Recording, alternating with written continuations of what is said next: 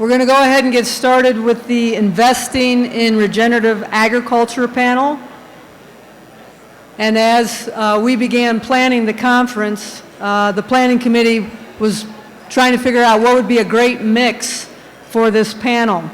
So we're very excited to have these four panelists here today because they bring a different perspective to this topic.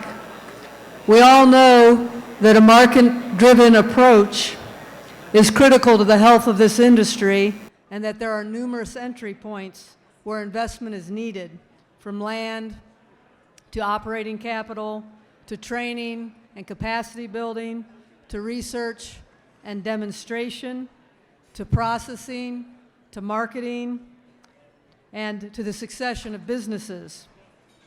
Our panelists will share their experience regarding how they have invested or assisted investors to support the growth and scaling of regenerative agriculture. Likewise, we've asked them to tackle some of the big picture questions on how to get more people involved in investing in regenerative agriculture and improve the outcomes for these investments. So I'm going to introduce our panelists right now. First, we have Meriwether Hardie.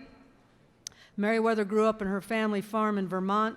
Over the years, she's facilitated training workshops for farmers around the world. She is now Chief of Staff for Biological Capital in Denver, Colorado, where she focuses on developing new models for regenerative agriculture, renewable energy, and climate-positive land use strategies. Biological Capital's projects have included the Hannah Ranch in Hawaii, the Philo Ridge Farm in Vermont, Pope Taylor Ranch in California, among other projects that address farm profitability as well as improving land health and productivity. Next, we have Blain, who has farmed with his wife Naomi for 45 years in Saskatchewan, Canada. Blain learned about holistic management 22 years ago and has been a holistic management certified educator for 10 years. Blain has also monitored soil carbon sequestration since 2011, working with the Soil Carbon Coalition. And he's currently working with Understanding Ag and delivering a regenerative program for General Mills for 40 oat growers in eastern Saskatchewan and Manitoba.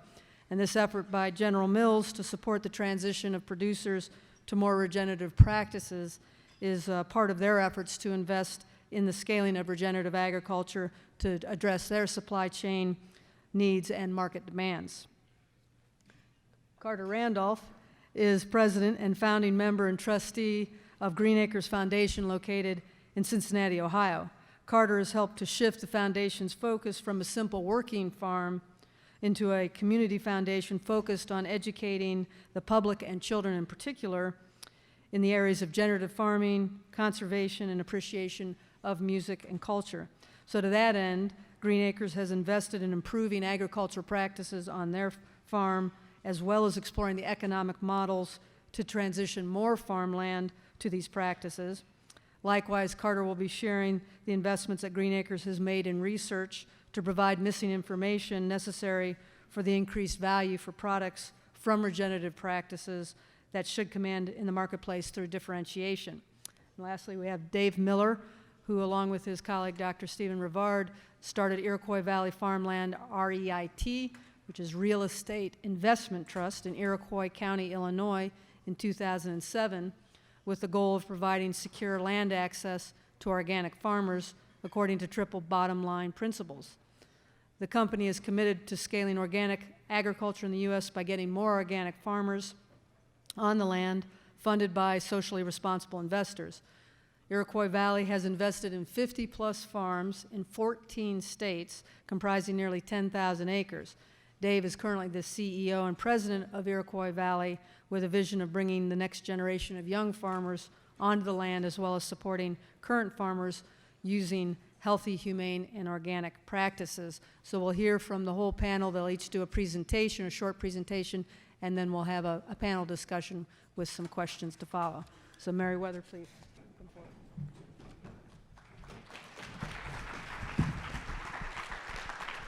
Thank you, Ann. Earlier this fall, I was up on a ranch in Wyoming helping to move a herd of cattle from the high alpine meadows down the valley, preparing for winter. We got up a couple hours before sunrise. We were on horseback in the quiet, just with the sound of animals around us. And we maybe around 6 or 7 a.m., came to a gate that was broken. And I volunteered to stay behind with the ranch owner and the head of the ranch to fix the gate while the rest of the crew rode ahead and kept moving the herd. I remember her handing me her mug of coffee, offering me a drink, and I was startled by the sharpness of the coffee. And I realized after taking my first sip that it was coffee with a healthy dose of whiskey mixed in. And I'm not gonna lie, I took a second sip before I gave it back. And as we were there fixing this gate and rewiring early in the morning, she paused and she looked at me and she said, "Merriweather, I know there's a different way to manage this land and manage my animals.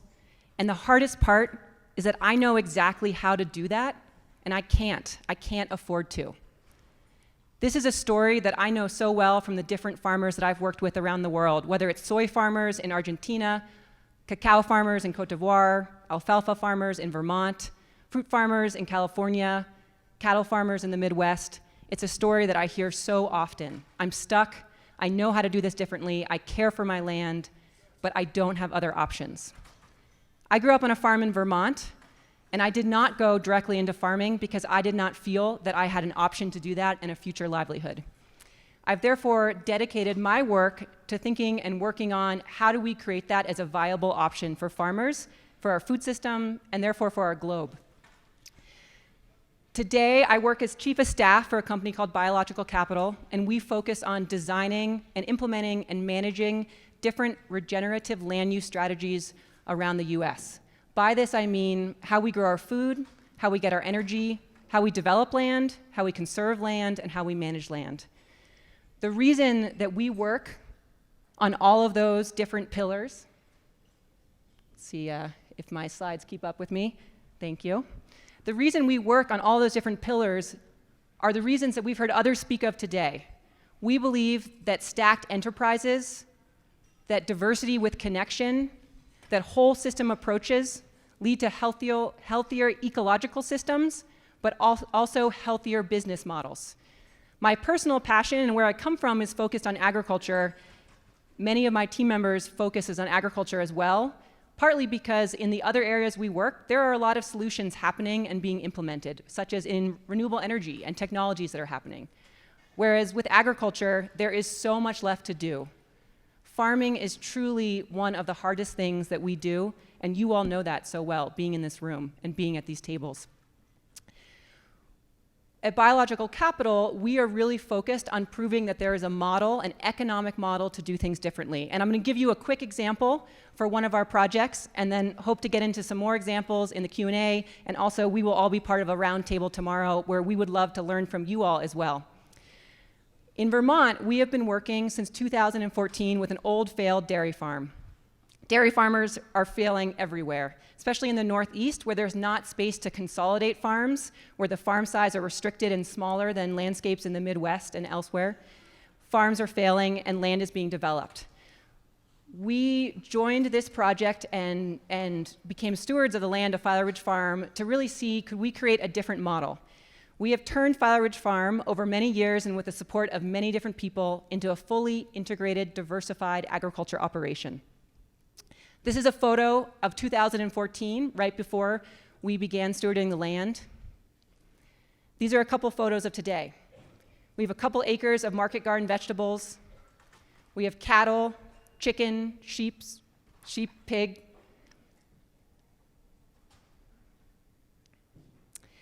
And one of our focuses, not just to grow the raw crops, but to take them all the way up the value chain. So on this project, we have a commercial kitchen, we have value-added processing, we have a market and a cafe.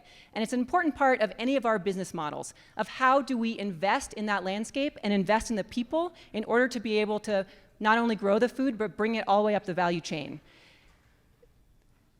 This slide is not fully covering the screen there, so let me walk you through this.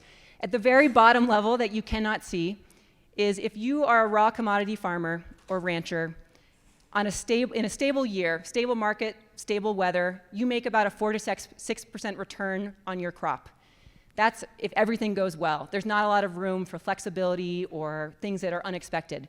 As you go further up the value chain into aggregation and transportation, you retain more of the value of that crop. As you keep going further up the value chain, you usually can retain about an 18 to 25% return, depending on what your business model is. The groups that are usually at the top of that triangle are market or grocery stores or restaurants, where they are selling and directly touching the customer. What we work to do is to cut out the middlemen and middlewomen and to invest in infrastructure that allows us to do that on one property. A quick example of this at Filer Ridge Farm is that if we sell one of our cattle on the commodity market, we earn about $1,000 a head. If we take that same cow, take it all the way up the value chain, process it on farm, use everything from nose to tail in bone broth and cuts of meat that you can take home and cook, or a sandwich that you purchase in the cafe, or jerky or sausage or other value-added processing. Right now we're grossing about $7,000 per head. There's of course added labor. There's of course a big investment needed, but that's a very strong economic model, and we're just getting more efficient, and we're just increasing that number every year that we operate. There also is a very clear ecological argument for why we're doing this. The data that you see up here in front of us is from 2015 to 2017. So it was less than a year of us first studying the land that we started taking this data into 2 to 3 years. And what we've seen in those years was a 1.7% increase in the organic matter, which has allowed us to add 20 more animal units, which has also changed the soil fertility, the water carrying capacity of the soil, and the ability for the soil to sequester carbon. We just finished collecting data for 2019, and I'm super eager and really excited to see how these numbers have changed in the past 2 years of management. What I hope to talk about today and tomorrow and onwards, and with anyone who wants to talk to me at the conference, is how do we take this model of working on one landscape with a group of small-scale farmers to how do we do many small? How do we take this same model and invest in infrastructure that many small-scale farmers to medium-scale farmers can use in order to aggregate their products and keep more value on their landscapes? It is one thing to prove this model on a single landscape, and that is something that we're doing and really excited about. Now, how do we do this and share this on a larger scale? Our belief of doing this on a larger scale is not just taking it to a monoculture or a single landscape or a single person. It's how do we share these resources, the infrastructure and the financing to do that through mixed-use species slaughterhouses and different technical assistance and value-added processing and commercial kitchens. And that is something that I can't wait to continue to explore with you all. Thank you.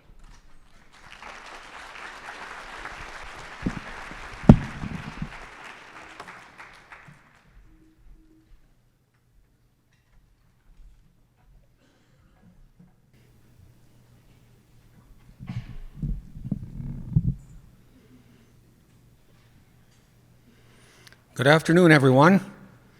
I come from Saskatchewan, where it's a bit colder than it is here today. And when the slide comes up, this is a really tough time for a speaker to stand up here because you're all kind of sleepy. So I'm hoping it's going to come up in a moment so my joke goes well. Is it coming? Just back one would be great.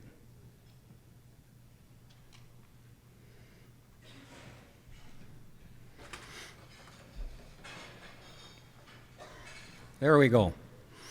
So with a surname like that, which is Norwegian ancestry, there's a saying about Norwegians, you can always tell one, but you can't tell them very much. And the other thing that I want you to note is I'm outstanding in my field. So with those two brief jokes, I'm going to go and talk about couple things. I'm going to talk about two different things here that I think we can do to invest in agriculture, are happening in Canada. So this is a Canadian perspective, obviously. So the first thing I want to talk about is General Mills, one of the big players in the agribusiness world. A few years ago, they publicly announced to the world that they're going to reduce their greenhouse gas footprint by 28%.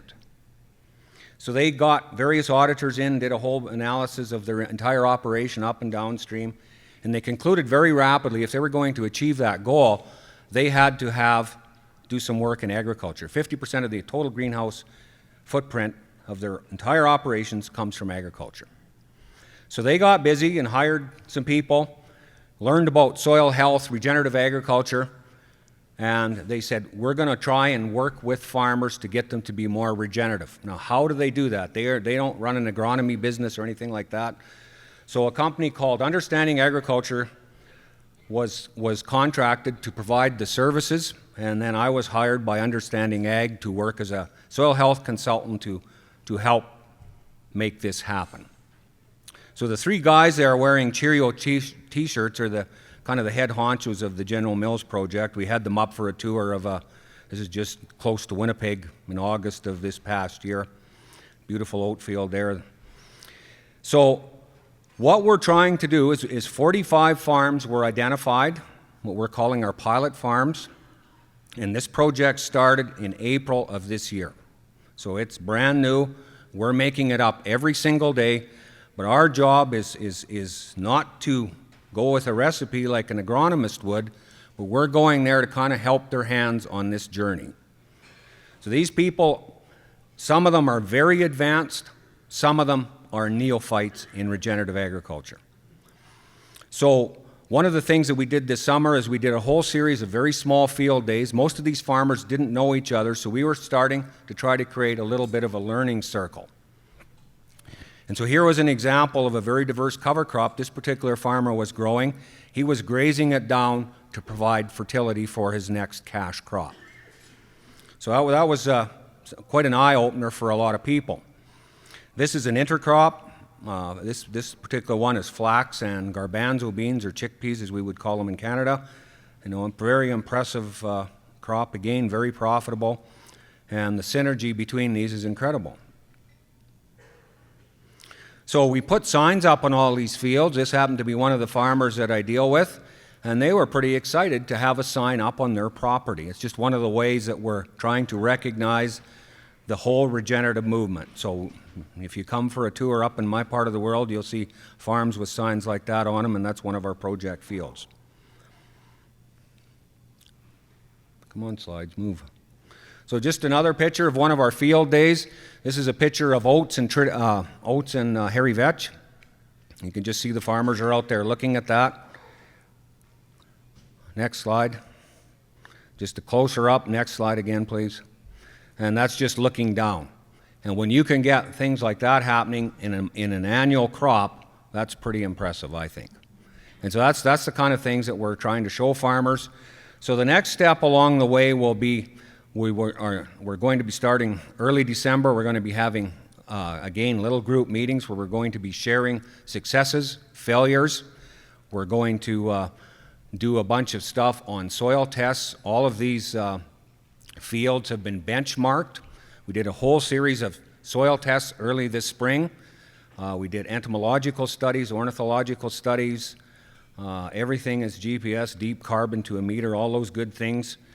And hopefully in 3 or 5 years when this project concludes, we will have some really good numbers that we've actually moved the needle. And I'm reasonably sure that you will see some of these pictures on the Cheerios box if we're successful. So the second thing I want to talk about is climate change. And contrary to popular belief, this is the cause of climate change. It is not CO2. It's desertification of our planet. Over the last few thousand years, we have now desertified over 4 billion hectares of the planet. And any of you that have ever ventured out with a bare foot on a hot summer day and put it down on something dark, and you go, ouch, you know that there's heat absorbed. Put that same foot on grass, and it's very cool. So you do that on 4 billion hectares, and you have some massive change in how it functions. The single biggest greenhouse gas that affects heating and cooling on our planet is water vapor, not CO2. And so how much water vapor is happening in these desertified areas? Very little. So if we want to make things happen, I believe we need to really focus on water and greening. So in Canada, we have a carbon tax. We're experimenting with some of this stuff. I've been monitoring carbon levels on agricultural soils on a number of farms in my part of the world. And I'll just use the 20-ton example here. So 20 tons, and this is CO2 per hectare. The tax currently is at $20 a ton is what we pay every time we fuel up. So that works out to $400 per hectare per year that I am providing in soil sequestration services to society. So if that money is flowing to Ottawa, if it then came back from Ottawa, we would actually solve the problem. The carbon tax itself will never solve the problem. In order to solve it, we have to regreen the planet. As we regreen the planet, we suck the CO2 out of the atmosphere. So, plus all of the other ecological goods and services that we do. So to me, it's a really simple thing. If we want to invest in regenerative agriculture, we need to have a tax that, gets rid of the bad behavior and rewards the good behavior. So my last slide is, this is a municipal road down the center. Same land, right side is grazed, left side is soybeans. What you're seeing there is water and salinity. So there you go. On the left side is your Impossible Burger. On the right side is grass-fattened beef burger. You tell me which one has the biggest ecological footprint. Thank you.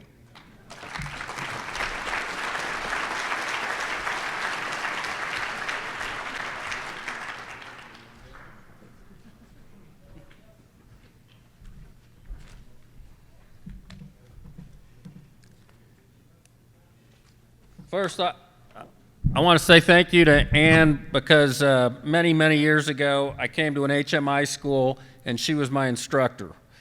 I guess I shouldn't say many, many. I had attended a few of the early Quivira meetings.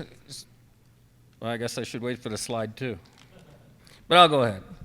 A few of the Quivira meetings years ago, and today I'm kind of excited to be able to tell you a little bit about Green Acres and a tale of two farms. The first farm is a 1945 farm, or 1949 farm that was converted to grass, of course, in 1949. The second farm is a property we bought last year that is, that doesn't look like us. Is a farm in 2018 that we purchased. It was a spent corn and bean farm. The 1949 farm was bought by Lewis Nippert, and at that time it was a spent corn and bean farm.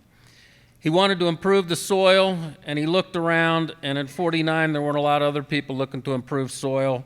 So he looked at the prairies, saw the buffalo, how it had grown, and said, I'm going to plant grass and put Black Angus on it. And they did exactly what the buffalo did. They built the soil. He only collected anecdotal evidence, and little data was actually collected for this effort. This was our first investment in regenerative agriculture and focused on health from the soil up. In 1990, we altered the grazing model of this farm from cattle to multi-species. We added sheep and poultry and hogs in order to extend the animal base. In '88, this farm was added an educational component. Last year, we had over 30,000 school children visit, and they took lessons on the environment, regenerative agriculture, and the arts. And when you talk about wanting to see regenerative agriculture change the future, you need to teach the children. Their ears are much more open than adults. We furthered our investment in regenerative agriculture by becoming an HMI learning site and conducting research both in-house and with university partners. One of our projects is with Dr. Pat Kaiser at the University of Tennessee. We're trying to find out if you can take corn and bean ground or even our fescue grounds, convert them to warm season grasses without losing a grazing period when the warm season grasses are trying to establish their root. So we're planting them with nursing crops, and then the cattle will graze the nurse crops, so we don't lose all that year of grazing. That study's taking place on our 2018 farm, and it was just begun, so we don't have any results yet. We're also started working with Dr. Jason Roundtree a couple years ago of Michigan State to determine what grass-fed beef is and what are the best practices. The first study we completed was published in Meat and Muscle magazine. As you can see from the chart, we were comparing omega-6 to omega-3s. The first part of the chart to the left shows about what an animal that is totally fed grass should look like. In the middle, you can see some spikes that might tend to indicate that maybe not all labeled grass-fed beef is fed 100% grass. We are extending this study for the next 2 years. We're taking some cattle and we're putting them in a controlled environment so we can assess not only what a feed routine does for weight gain, but also measure it against nutritional outcomes in the final product, the beef. At Green Acres, we're continuing our investments in regenerative ag from the health from the soil up, and perhaps our greatest investment to date has been the purchase of the second farm, which gives us the tail of 2 farms.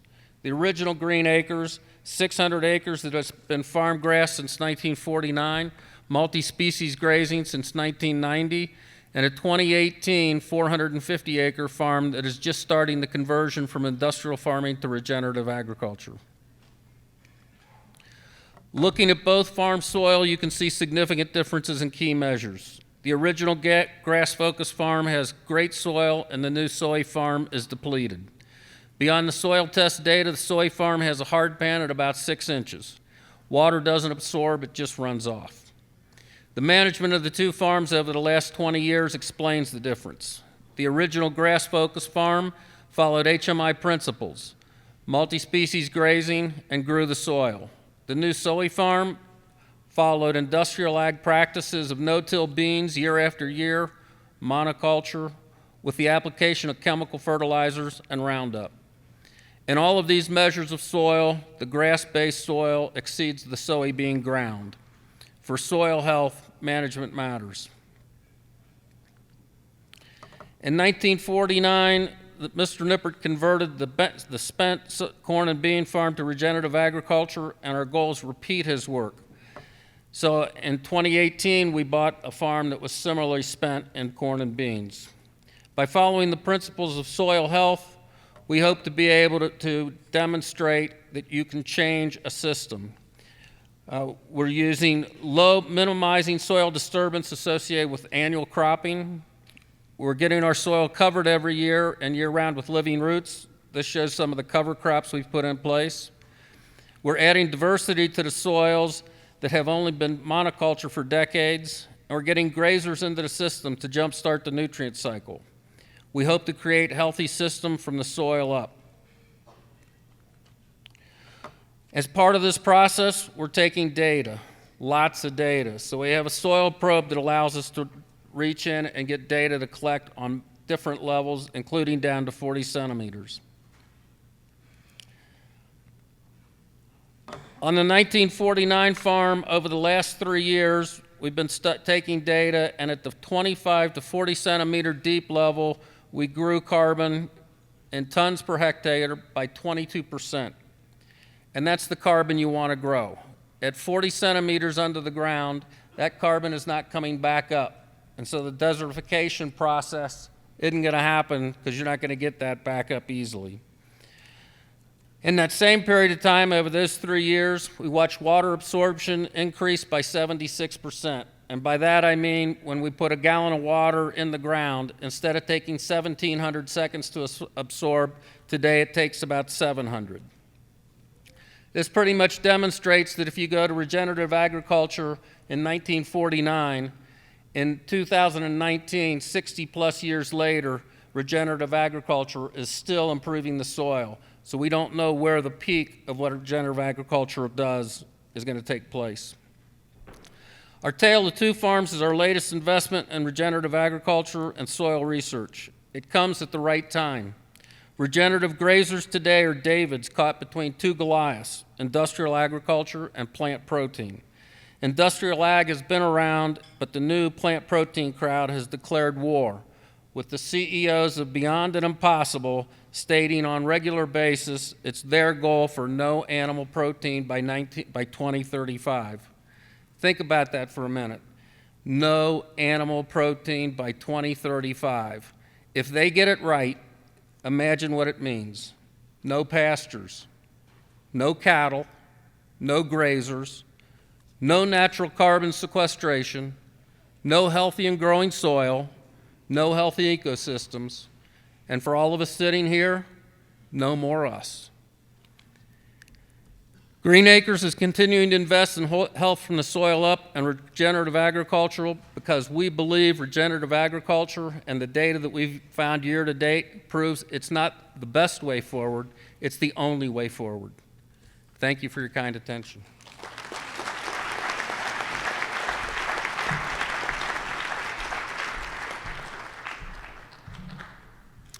So it's been a while since I've been in Albuquerque. I used to work for a company in Chicago called Santa Fe Industries, and once in a while for fun we would take our bankers on a train ride and head here out west, and after that we always got pretty good terms on our lending rates.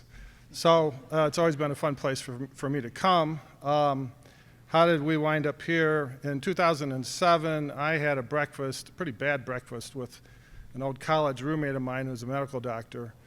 This was at International House of Pancakes, and it was in Chicago. And we were really fed up with the investing climate at that time. This was the last major financial collapse, and there was a lot of fake assets and no income verification. Mortgages, and there didn't seem to be anything real out there to invest in. So while we were having our horrible breakfast, we decided, well, one thing should change, and that's the food system here in this country. And if we're changing food, we should make it more healthy. And then, by the way, let's give investors something really good, real and healthy to invest in. So we decided, well, what would that be?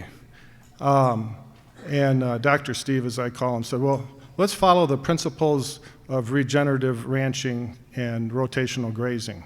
I'm joking on this. But so there are a number of parallel principles. So just to add a little, perhaps, humor to this after lunch event, here are some of the ones that we tried to connect. So sustainable investing, or we're in the regenerative capital business. Sustainable investing, herds investors. Sustainable ranching herds animals. Okay. Don't put too many eggs in one basket. So as a company, a real estate investment trust, we want to have investors across the country of all ages, and in terms of having a herd of animals, you do want a lot of diversity there. So diversification is a key issue here for us, as it is for many of you. Permanent pasture isn't. I just heard that maybe it's not so permanent. But we do believe that should be a permanent. And in terms of establishing a company that one can invest in to help assure that there's permanent pastures, we set ourselves up to live indefinitely. And we did that as a company, not a fund, not a general partnership, not a nonprofit. We're a for-profit. So we wanted to be around for the long term so that farmers and ranchers could be secure in their land access. And if you're not secure, it's awfully hard to build a sustainable business. And sort of as a foundation, earning trust. And we took this very seriously. There's some investors in this room that remember the early days of investing in our company when we said, there's no exit. You're going to buy our stock. I see some heads nodding. You're going to buy our stock. You can go see what we're buying. You can talk to the farmer. Maybe you can taste the food, but you don't have an exit. And the attorneys all told us, well, that's crazy. Dave, you're crazy. Nobody's going to invest in that. And we said, well, look what people have been investing in. Fake assets, no income. So, of course they will. And they did. So we proved the attorneys wrong, and we like doing that. Let's see. Not too many eggs in one basket. Well, that's a good farmer adage, and we follow that too. This is obviously a very risky business, and some years we struggle to make money, but we're in it for the long term, and I think that's still the key. Genetics. Okay, now this is a good one. Obviously, for sustainable ranching, you work a lot on the right genetics. So we've been working very hard on finding the right genetic makeup for our investors, and this is we think we got it. So the perfect investor for us is one that is in it for the long term, buys, and then continuously adds every year to their investment, and then never asks for the money back. So that last part we just went public this year, and so now, actually we have a redemption program going on this month where we've offered up our shares for redemption. So we really have built an exit for what we do. A lot of people are very concerned about that, and I can't just say don't worry about it, we're going to build the exit. Now we have. Families supporting families. Well, you know, what a great connection. Family investors have been supporting family farmers for years. There's nothing unusual about that, and that should continue to happen. Well, extraction. So this is a term that nobody likes, I think. You know, we've been extracting from this planet for way too long. And regenerating, you know, the name of this conference is what needs to happen. And so we want to regenerate the capital as well. And, you know, we've done that in different ways. But at the root of that is trust. So you have to earn the trust. The investors had to earn the trust of the farmers first for us even to get started, building something that we felt could be successful. And we continue to work very hard to earn the farmers and the ranchers' trust going forward. Thank you.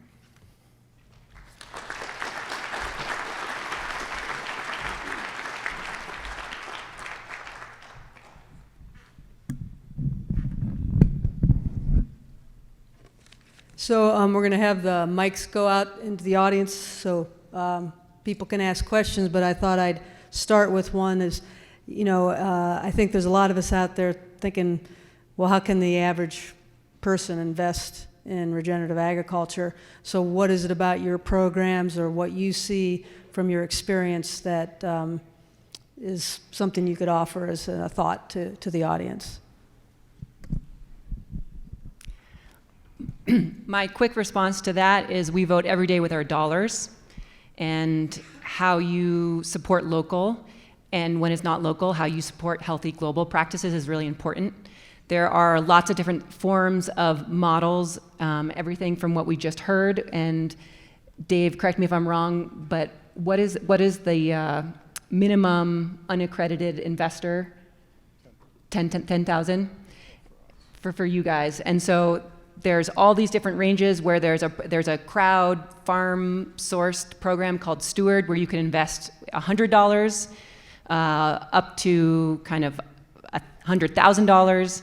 There is Woody Tash and his zero interest loans to farmers that they call Soil is another platform to look at. There's all sorts of different kind of creative platforms, and I really value what Dave is doing because I think from my awareness, they have been around the longest of what I'm aware of these types of formats or platforms, and so have some more of the proven models and returns. And the other piece that I'll add is that our capitalist system does not value natural capital. So I just want to say that I feel like is broken from the start. And because of discount rates, a corporation does not value something or something does not matter that is more than 25 years out. So in that term, my generation's grandchildren do not have value. So I also want to put out there that there's something wrong with the whole system, and there are really creative solutions and problem solving happening, but we haven't solved it yet. Educate yourselves, educate your neighbors about the value of regenerative agriculture, and vote with your food dollars. So I think we had to spend an outrageous amount of money to go public, and we viewed it as social justice to enable non-accredited investors, you know, to invest in what we do. That's the type of social impact that I think we've worked harder at that than anything else that we've ever done.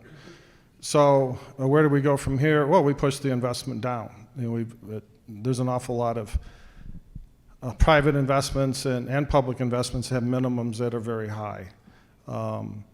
So I think for a lot of people don't realize we started this company with rollover IRA money. And everybody's building up, a lot of people are building up their IRA accounts. We think it's a great way to invest in regenerative agriculture. Otherwise, you're not going to have a retirement. 20 years ago, I spoke at the American Angus Association, and you have to have your script approved, and so they did, and then I went off script in the middle of it, and I felt the big shepherd's hook coming. But what I told them is the same thing I repeat today. If you're going to invest, if you believe in regenerative agriculture, the people sitting in this room aren't the ones that are going to be voting to change the rules that are going to make a difference. It's the kids in the inner cities. We get about 30,000 a year out to our property to see what regenerative agriculture is, and they start sometimes with looking at a cow and saying, gee, look at the big dog. But a few lessons later, they get to understand that that cow is really where their beef comes from, because they have no idea. And there are other organizations out there, and I'll name one, which would be PETA, but there's also the Beyond and the Impossible CEO, who are promoting the concept within those inner city schools that you don't need animal protein. It's in their economic interest to fight that. So a way I would invest, or encourage all of you to invest, figure out what schools are close enough that you can get them to come see your property, see your animals, understand what you're doing is healthy, good. It's growing the soil, which is growing their future.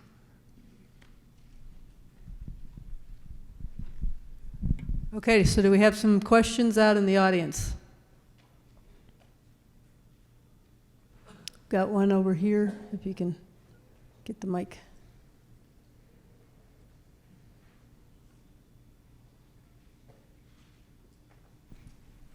So I was just going to ask where we can find more information on things like zero interest loans and any type of investment or financing opportunities for young farmers.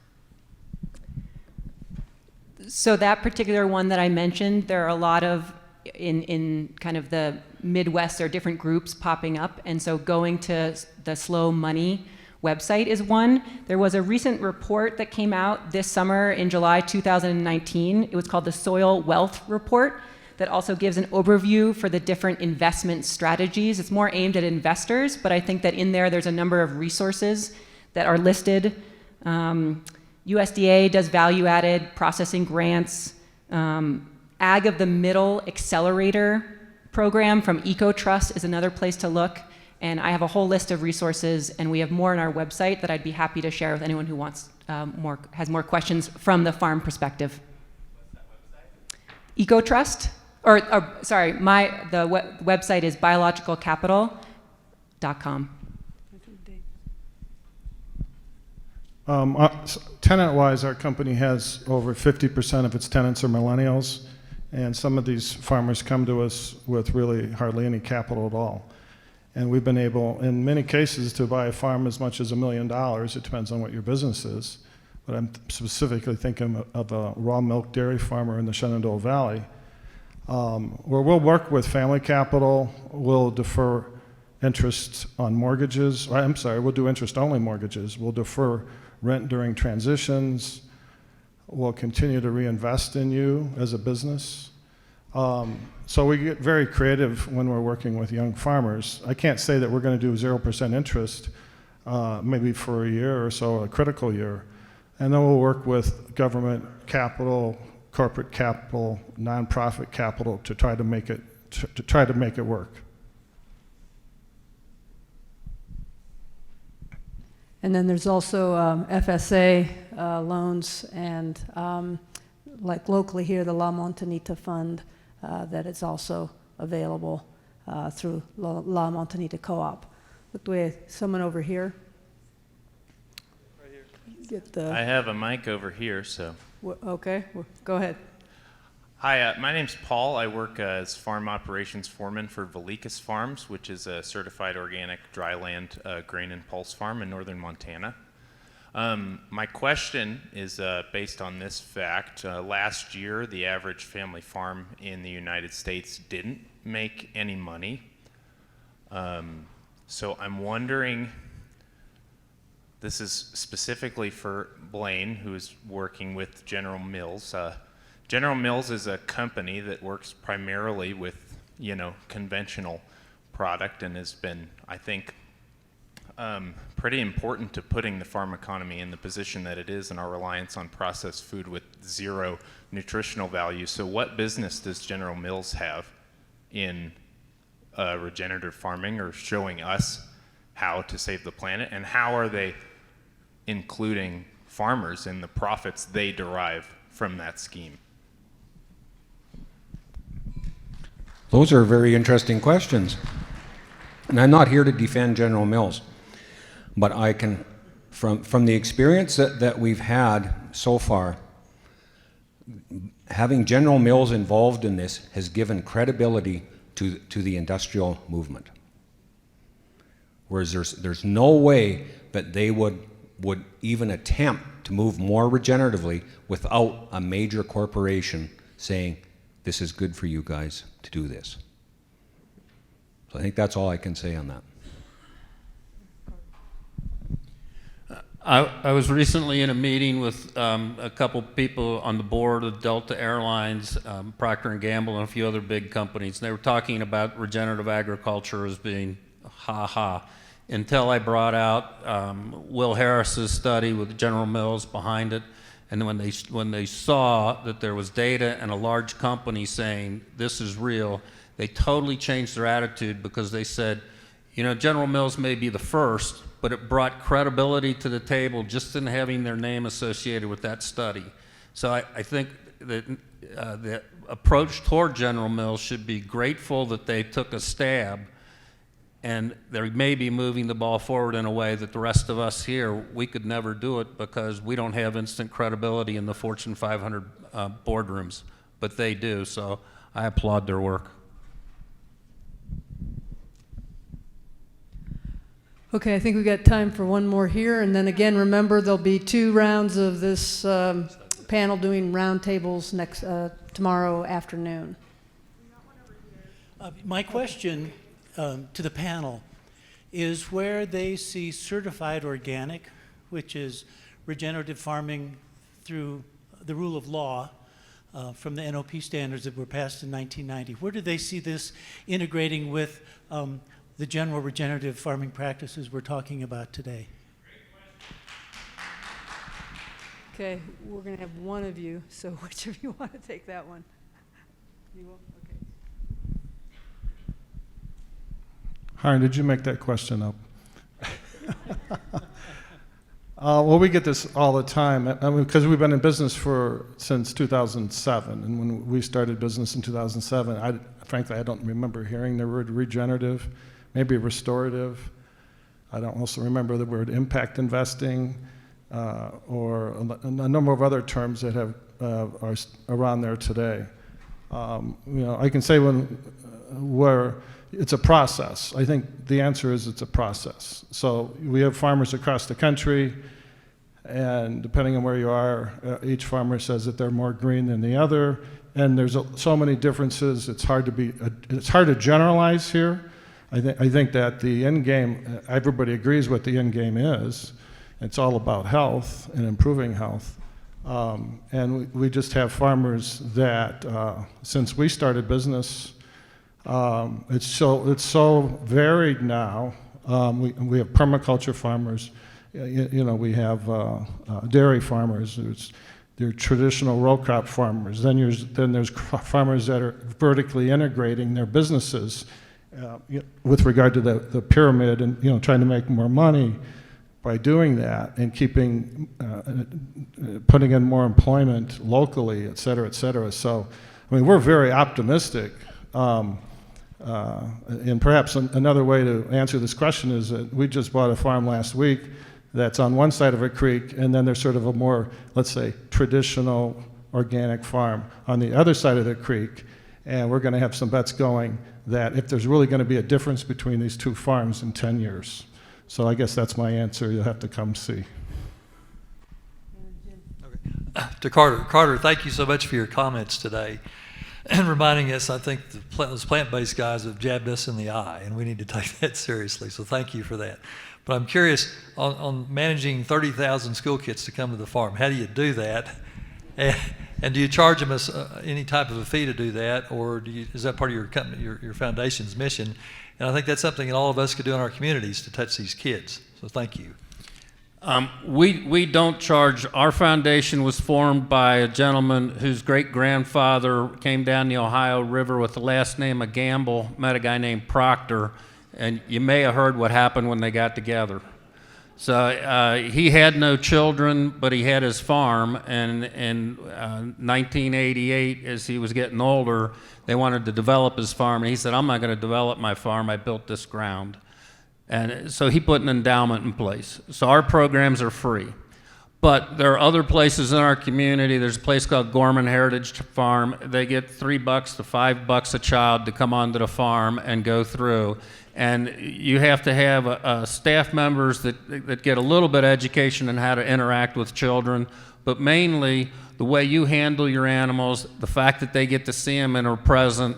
And if you have a large vegetable garden, scale means a lot to kids. The garden-based literature says I can show a child a garden that's the size of this tabletop. I don't open his heart, I don't open his ears, and I don't open his mind. I take him to a 5-acre garden, everything's popped, it's wide open, and they're fascinated by it. So the scale that you offer on your farms will have an immediate opening, and if you open a kid's heart and you get the wow to start, they're really easy to control. But they will then understand what regenerative agriculture is, and in 20 years when they vote, they'll vote for us.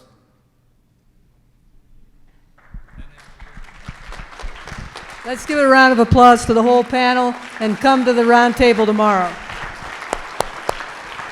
Thank you.